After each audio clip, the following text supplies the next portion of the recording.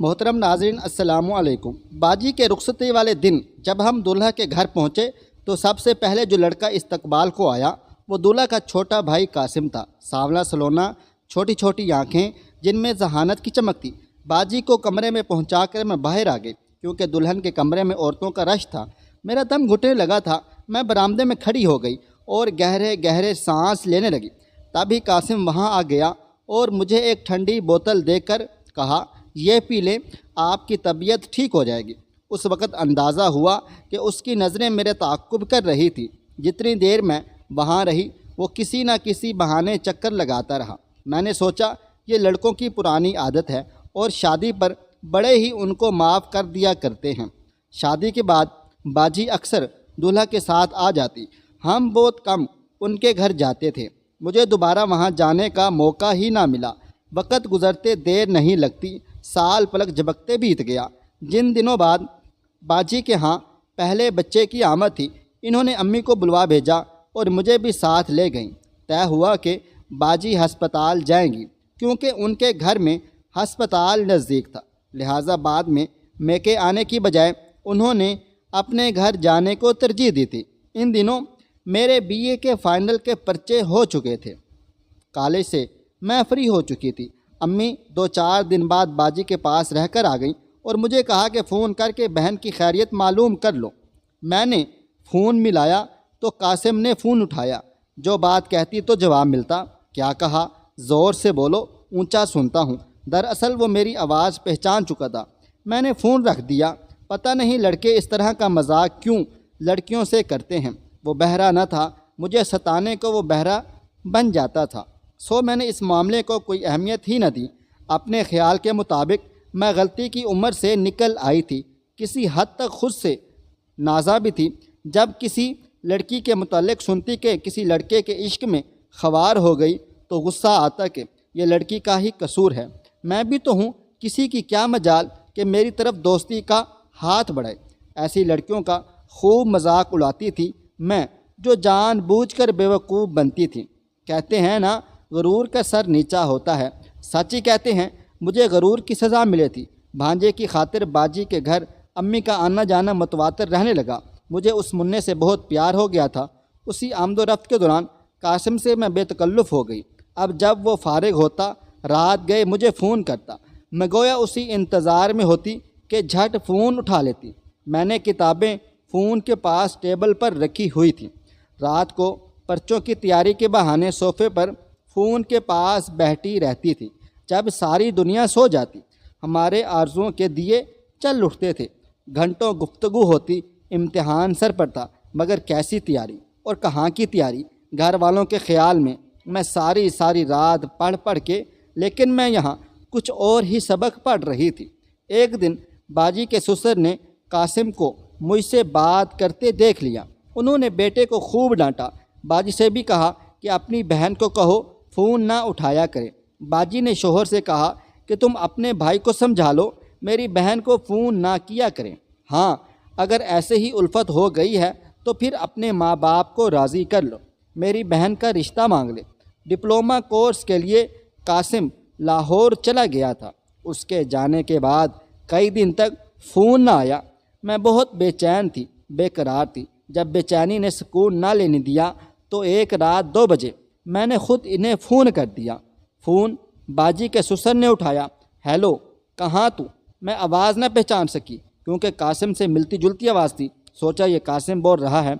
बनो नहीं कासिम, सीधे तरह से बात करो, मैं लाइबा बोल रही हूँ। तभी उधर से बारोब आवाज़ आई। कासिम नहीं, उसका बाप बोल रहा हूँ। उफ़ मेरे खुदा, मेरे पाँव तले से जैसे ज़मीन निकल गई हो। सर चकराने लगा। शर्मिंदगी से मैंने फ़ोन रख दिया। दूल्हा भाई से उनके वालिद ने बात की और अम्मी अब्बू को बुलवा लिया। दुआ कर रही थी कि खैरियत हो सब। कासिम भी आया हुआ था। उससे पूछा गया, क्या तुम लाइबा को फ़ोन करते हो? उसने झूठी कसम उठाई कि मैं उसे फ़ोन नहीं करता। अम्मी बेचारी शर्मसार बैठी थीं। तभी बाजी के ससुर ने कहा, ठीक है, मेरा लड़का आपकी लड़की को फ़ोन करता है या नहीं, मुझे इससे कोई सरोकार नहीं। मेरी तरफ से ये रिश्ता पक्का समझें। जिस घर की एक बेटी मेरी बहू है, उसे घर की दूसरी बेटी को बहू बनाकर लाने में मुझे कोई एतराज़ नहीं। कासिम खामोश रहा। उसकी खामोशी को उसकी रजामंदी समझा गया।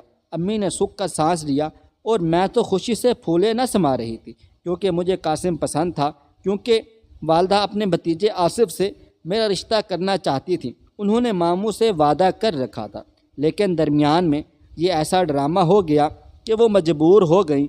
आसिफ को इस बात का दुख पहुंचता कि अम्मी ने वादा खिलाफ़ी से काम लिया, बचपन में रिश्ता तय करके तोड़ दिया।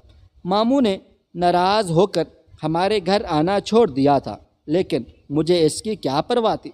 मैं बाजी के देवर से बात पक्की हो जाने की वजह से बहुत ज़्यादा खुश थी। आसिफ ने कभी मुझसे बात न की थी। वो एक महकमे में अफसर था। हर माह तबादले होते रहते, कभी किसी शहर तो कभी और शहर होता। हमारे यहाँ बहुत कम आता था, जबकि कासिम से मेरी रोज़ो शब फ़ोन पर बात होती थी। मैं उसे खुद से बहुत ज़्यादा करीब महसूस करती थी। हमारी कोई बात छुपी ना रही थी। खुशी थी कि अल्लाह ने सुन ली। एक पुरसकून घर के तसव्वुर से दिल मेरा झूम उठता था। मोहब्बत करने वाला जीवन साथी हासिल ज़िंदगी होता है। वक्त तेज़ी से बीत रहा था। 2 साल गुजर गए। कासिम इंजीनियरिंग का डिप्लोमा लेकर घर वापस आ गया था। शादी की तैयारियां शुरू हो गई थी। मैं इतनी खुश थी कि अल्फाज नहीं कि उसकी खुशी की कैफियत को मैं बयान कर सकूं। मेरी मोहब्बत की कहानी अंजाम से बच गई थी। शादी में 1 माह रह गया था। कासिम ने मुझे तन्हाई में मुलाकात पर इसरार शुरू कर दिया। हालांकि इससे कबल उसने 1000 बार फ़ोन पर बात की थी, मगर कभी तन्हाई में मुलाकात पर इसरार न किया। उसकी इस फरमाइश पर मैं खुद हैरान रह गई। आखिर इसकी क्या ज़रूरत है? कहा, मैं 4 हफ्तों बाद हमेशा के लिए तुम्हारे होने वाली हूँ। ज़रूरत है तभी तो तुमसे इसरार कर रहा हूँ। एक बहुत ही ज़रूरी बात करनी है। तो मैंने कहा, ज़रूरी बात है, फ़ोन पर बता दो। उसने कहा कि फ़ोन पर नहीं बता सकता। इसने मेरे कान खा लिए। 15 दिन तक मुसलसल वो फ़ोन पर यही बात कहता कि ज़रूरी बात है, मेरी बात सुन लो, मुझे अकेले में एक बार मिल लो। ये मुमकिन नहीं फ़हद, आखिर कहाँ मैं अकेले में तुमसे मिलूं। मैंने हर बार यही जवाब दिया, लेकिन वो कहता, कुछ नामुमकिन नहीं। अगर इंसान चाहे तो राह खुद ब खुद। हमेशा जब किसी लड़के से इश्क मोहब्बत की बातें सुनती तो मैं मजाक उड़ाती थी कि ये सब फजूल है। आज लगता था कि मैं खुद मजाक बनने जा रही हूँ, क्योंकि कासिम का इसरार बढ़ता ही चला जा रहा था। कब तक टालती? फिर वो वक़्त आ गया। शादी की तारीख मुकर्रर हो गई और कार्ड भी छप गए थे। मायूं बैठने में हफ्ता बाकी था तो कासिम ने साफ कह दिया कि अगर ना मिली तो शादी वाले दिन मैं कहीं चला जाऊंगा। ये सुनकर मैं परेशान हो गई कि चंद दिन बाद उसकी हमेशा के लिए होने वाली हूँ और कासिम अब किस तरह की बातें कर रहा है। सोचा, क्या खबर कोई ज़रूरी बात हो। उसका इसरार बढ़ता ही जा रहा था। मेरी एक सहेली अपने घर में अकेली रहती थी। उसके वालिदैन फोत हो गए थे। वो एक स्कूल में टीचर थी। सुबह ड्यूटी पर जाते वक्त घर को ताला लगा जाती और दोपहर को आकर खोलती थी। रात को उसकी फुफ्फो, जिसका घर साथ ही था, उनके पास सोने को चली जाती थी। मैंने आसमा को बुलावा भेजा। वो आ गई तो उसको सारी बात बताकर मशवरा मांगा। वो बोली, कासिम से मिलने में क्या हर्ज है? दरअसल तुम्हारा मसला ये है कि तुम उसे कहाँ मिलो। ऐसा करो, मेरे घर में तुम दोनों मिल लो, उसकी बात सुन लो वो क्या कहना चाहता है। आसमा की हिम्मत दिलाने पर मैंने कासिम को फ़ोन कर दिया कि वो हमारे घर से 4 घर आगे आसमा के मकान में मुकर्रर वक़्त आ जाए। मैं भी आ जाऊंगी। यह सुनकर उसने सुकून का सांस लिया। बहरहाल ये सवाल हलचल उठाता था, आखिर कौन सी ज़रूरी बात है जो वो मुझसे कहना चाहता है। जब कासिम से मैं मिलने जा रही थी, मेरे जहन में साफ़ सुथरे ख्यालात थे। अम्मी से कहा था, महल्ले में ब्यूटी पार्लर है, वहाँ से मेहंदी लगाने वाली औरत का पता पूछना है। वो आसमा वाकिफ़ है, घर आकर मेहंदी लगा जाएगी। आसमा आई तो बेधड़क भी उसके साथ चली गई। उसके मकान के पास ही कासिम मुझे मुंतज़िर मिला। तुम लोग बात कर लो, मैं अभी आती हूँ। वो हमें अपने घर बिठाकर चली गई। जाते हुए कहा, दरवाज़ा अच्छी तरह से अंदर से बंद कर लेना, कहीं पुप्पो वगैरह ना आ जाए। कासिम ने बैरूनी दरवाज़ा अच्छी तरह बंद कर लिया। कासिम सोफ़ा पर बैठ गया था। हाँ कासिम, कहो, क्या ज़रूरी बात है जिसके लिए तुमने इस कदर इसरार किया कि मिलने पर मजबूर हो गई? पहले मुझे पानी पिला दो। میں کچن میں گئی، فریج سے ٹھنڈے پانی کی بوتل نکال کے لے آئی، پانی کا گلاس میز پر رکھ دیا جو صوفے کے سامنے رکھی ہوئی تھی۔ اس نے گلاس کو ہاتھ بھی نہ لگایا، جیسے کسی گہری سوچ میں گم ہو۔ میں نے اسے کھویا ہوا پایا تو سوال کیا، کیا سوچ رہے ہو تم؟ کچھ نہیں، بس اکثر میں ایک بات سوچتا ہوں، مجھ سے پہلے کبھی تم نے کسی اور لڑکے سے؟ تو یہ کیسا سوال ہے؟ حیران ہو کر میں بولی، ویسے ہی دل میں کبھی کبھی ایسا خیال آ جاتا ہے تو پریشان ہو جاتا ہوں۔ کم سنی میں اکثر لڑکیاں غلطی کر بیٹھتی ہیں کیونکہ چھوٹی عمر نادانی کی ہوتی ہے۔ قاسم، ایسی باتیں تم نے مجھے پوچھنے کو یہاں بلایا تھا؟ سوچ بھی نہیں سکتی تھی کہ تم ایسا ذہن رکھتے ہو۔ مجھے بے حد دکھ ہوا۔ دیکھو لائبہ، سبھی لڑکیاں خود کو اچھی کہتی ہیں لیکن انسان فرشتے نہیں ہوتے۔ میں بس تم کو آزمانا چاہتا ہوں۔ میں اس کا مطلب نہ سمجھی اور سادگی سے اس کا منہ تکنے لگی۔ مجھ سے کتنی محبت کرتی ہو، کتنا کہنا مانتی ہو، آج اس کی آزمائش ہو جائے گی۔ میری سمجھ میں اس کی کوئی بات نہیں آ رہی تھی۔ پہلی بار تنہائی کا خوف مجھ پر طاری ہوا، ہاتھ پاؤں ٹھنڈے ہو گئے تھے تو میں نے جانا چاہا، مجھے روکنے لگا۔ میں نے ذرا سختی دکھائی تو وہ غصے میں آ گیا۔ میں پشیمان ہو رہی تھی کہ کیوں اس سے میں ملنے آ گئی، اگرچہ اندر سے میں کانپ رہی تھی مگر ابھی میرے اوسان بحال تھے۔ تو میری ہو چکی ہو تو پھر کیوں مجھ سے اتنا ڈر رہی ہو؟ میں نے بھی تو سوچ لیا، چاہے جان چلی جائے خود پر میں آنچ نہ آنے دوں گی جب تک نکاح کے 2 بول نہ پڑھائے جائیں۔ محبوب بھی غیر ہی ہوتا ہے، یہ میری سوچ تھی، کیونکہ والدین نے دنیاوی تعلیم کے ساتھ ساتھ اپنی تعلیم سے بھی روشناس کرایا تھا۔ محرم اور نہ محرم کا مطلب بھی میں خوب سمجھتی تھی۔ میں جانے لگی، اس نے راستہ روکا۔ تم میری امانت ہو، آج بھی میری ہو، کل بھی میری ہو جاؤ تو جانے کی اتنی کیا جلتی ہے؟ ابھی ٹھہرو۔ میں نہیں ٹھہر سکتی۔ میرے انکار پر وہ دھمکی پر اتر آیا، کہنا نہیں مانا تو میں شادی نہیں کروں گا۔ کیا کہا؟ اس بات کا کیا مطلب ہے؟ میں رونا شروع ہو گئی مگر اس پر رونے کا کوئی اثر نہ ہوا۔ اگر آج نہ کرو گی تو کل بھی یوں ہی مجھے رد کرو گی۔ دراصل تم ایک ضدی لڑکی ہو، مجھے ضدی لڑکیوں سے نفرت ہے۔ اس روز مجھے اتنی ذلت محسوس ہوئی، مرنے کی میں تمنا کرنے لگی۔ اللہ تعالیٰ سے دعا کی کہ وقت آسماں آ جائے۔ معجزہ ہو گیا، اسی وقت آسماں آ گئی۔ اس نے دروازے پر دستک دی تو میں نے دروازہ کھول دیا۔ قاسم کا موڈ بہت زیادہ خراب تھا، نہ جانے وہ کس بات پر مجھ کو آزمانا چاہتا تھا۔ بوجھل قدموں سے اسے آسماں کے گھر سے جانا پڑا۔ شاید وہ مجھے آزما رہا تھا۔ میں اپنی عزت کو عزیز رکھنے والی لڑکیوں میں سے ہوں۔ وہ چاہتا تو مجھ پر فخر کر سکتا تھا مگر ایسا نہیں ہوا۔ اس کا الٹا رد عمل سامنے آ گیا۔ جبکہ دعوت نامے بڑھ چکے تھے، کارڈ تقسیم ہو گئے تھے، قاسم نے شادی سے انکار کر دیا۔ اس کے والدین اور میرے والدین سب ہی سکتے میں آ گئے تھے۔ ان کی سمجھ میں کچھ نہ آیا کہ کیا کریں۔ میرا رو رو کر برا حال تھا۔ باجی بھی سن ہو گئی تھی۔ سب نے سمجھایا لیکن اس سنگ دل پر کسی کی باتوں کا اثر نہ ہوا۔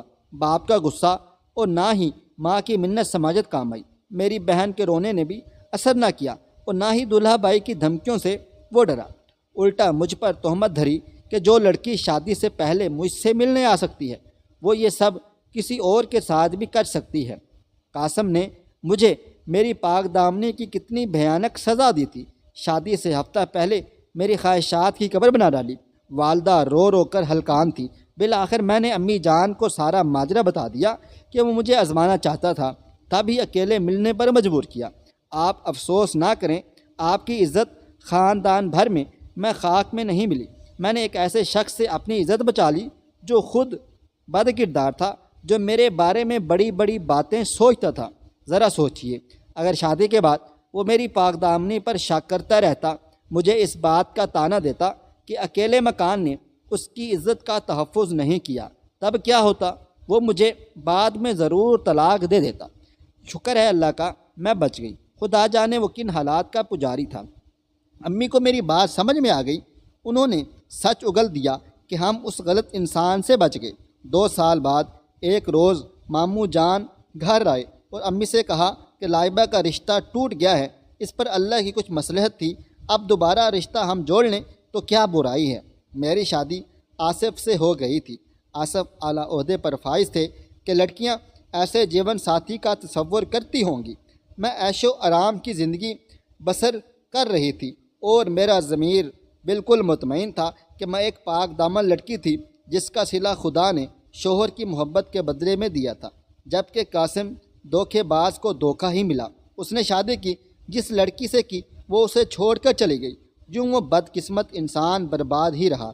उसकी दूसरी शादी भी नाकाम ही रही और वो वतन छोड़कर किसी दूसरे मुल्क चला गया था। शादी के 10 साल बाद मैं अमेरिका चली गई थी। मेरे शोहर ने यहाँ की सुकूनत के लिए दरख्वास्त दे दी। जब वो रिटायर हो गए तब ये दरख्वास्त कबूल हो गई थी। अब वो किसी भी मुल्क में सुकूनत इख्तियार करने के लिए आज़ाद थे। लिहाजा हम लोग हॉस्टल में रिहाइश पजीर हो गए थे। हम कोई यहाँ आए कोई 2 बरस हो गए थे कि एक रोज़ बाजी ने फ़ोन किया, लाइबा, कासिम अमेरिका के उसी शहर में रहता है जहाँ तुम लोग रहते हो सके तो उसका पता करवाना। मैंने आसिफ को बताया तो उन्होंने पता करवाया। कासिम यहाँ एक दोस्त के साथ अकेला रहता था। वो एक गैर फितरी ज़िंदगी गुजार रहा था। ये मालूम करके मुझे बड़ा दुख हुआ। बहरहाल उसका पता खोज कर मैंने बाजी को भेज दिया था, क्योंकि बाजी सास अपने बेटे के लिए बहुत ज़्यादा परेशान रहती थी और वो अपने घर वालों से कोई राब्ता भी न रखता था। एक रोज़ मैं अपने शौहर के साथ एक पार्टी में गई। इत्तफाक से कासिम वहाँ मौजूद था। मुझको देखकर आंखें झुका लीं जैसे वो काफ़ी शर्मिंदा हुआ हो। उसे देखकर मुझे ये लगा जैसे वो काफ़ी अफसुर्दा था और बहुत ज़्यादा पछता रहा था। घर आकर मैंने आसिफ को बताया कि यही है वो शख्स जिसकी नज़रों में औरत की इज़्ज़त की कोई कदर नहीं। अल्लाह ताला का शुक्र है कि मेरी इसके साथ शादी नहीं हुई, वरना अंजाम बहुत बुरा होता। इस पर वो मुस्कुराकर बोले, अब भुला भी दो इस बात को, तुम्हें किसी की क्या फ़िक्र। तुम अपनी ज़िंदगी इतनी अच्छी गुजार रही हो और तुम्हें इतना प्यार करने वाला शौहर नसीब हुआ है। बेशक आसिफ अच्छा जीवन साथी है। अल्लाह ताला का लाख लाख शुक्र है कि इन्होंने मुझे आसिफ की सूरत में एक फ़रिश्ता नुमा शख्स दिया जो मुझसे बेइंतहा मोहब्बत करता है। ख्वाहिश सिर्फ इतनी है कि कुछ अल्फाज लिखूं जिससे कोई गुमराही के रास्ते पे जाते जाते रुक जाए, और ना भी रुके तो सोच में ज़रूर पड़ जाए। मोहतरम नाजरीन, उम्मीद करते हैं कि हमारी आज की वीडियो आपको पसंद आई होगी। इस वीडियो को लाइक करें, शेयर करें अपने दोस्तों के साथ, और मुझे आप अगली वीडियो तक इजाज़त दें। अल्लाह हाफिज़।